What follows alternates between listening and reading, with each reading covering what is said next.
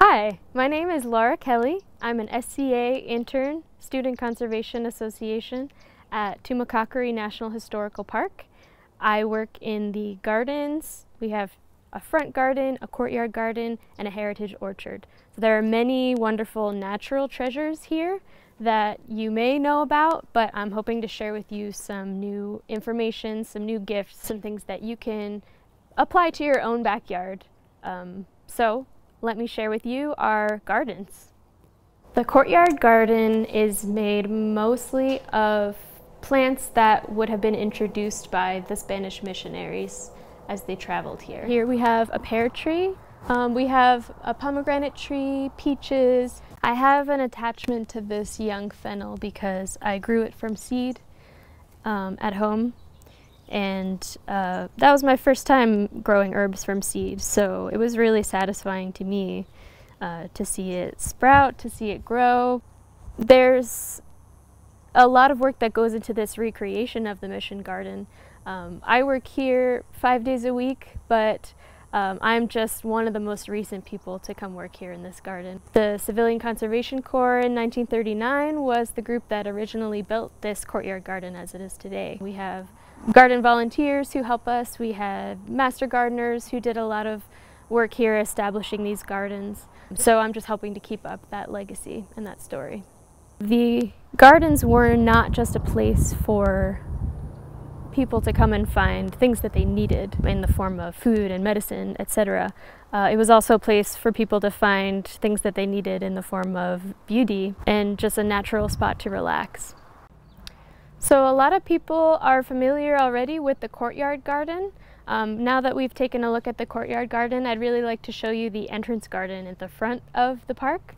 This garden project started as an effort to tell more of the story of the native plants that already existed here before the Spanish missionaries came and introduced some helpful garden plants for the residents to cultivate. So they were already cultivating and collecting wild from plants like these that are featured in the front garden. So some of these are useful for food, medicine, just like plants in the courtyard garden, but many of them are also useful just for our eyes to look at. They're just very pretty. Let's see, there's a butterfly milkweed right over here, and that's just one of 4 different types of milkweed that we have. So these are important host plants for the monarch butterfly to lay their eggs. The monarch caterpillars will only eat milkweed throughout their whole life as a caterpillar. We have nectar plants such as the Indian blanket flower over here.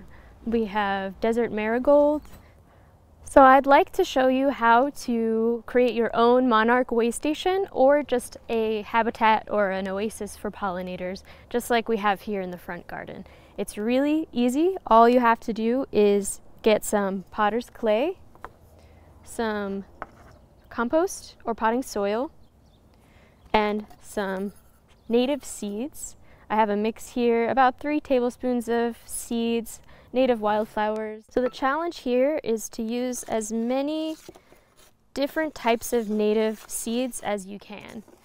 So the more variety you have in your pollinator garden, the more pollinators you're going to attract, because even though the milkweed is the host plant for the monarch butterfly, these other wildflowers that you might choose can be host plants for other butterflies and pollinators too.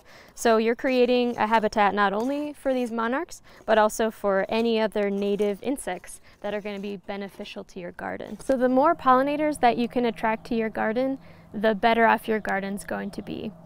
The other good thing is with more variety comes more blooms throughout the season. So you know, the bladderpod might bloom early in the season, the chocolate flower might bloom a little bit later, etc. So you're always going to have nectar sources for your pollinators as needed throughout the year.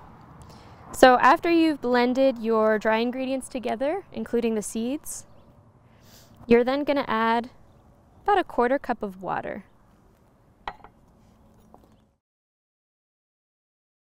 Make as many as you can. You can give them away to friends. You can throw them into your own backyard, and you can plant them in pretty much any container that you can find. The flowers that we love to see, any fruits or vegetables or herbs that we're growing, those are going to continue to be propagated in our garden because of the pollinators that visit. Humans can benefit from just the labor of doing gardening work.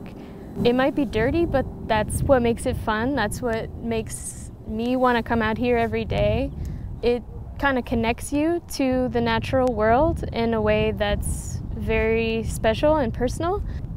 Then the garden benefits from your hard work, and you can kind of see the literal fruits of your labor. But then we have all this help from the native pollinators, the wildlife. Everything's connected to the plants in an area. So whether you grow herbs that are introduced or whether you just like to enjoy the native plants that have been here all along, gardening's a great activity. It wouldn't be possible without the pollinators, and we wouldn't be possible without the plants around us.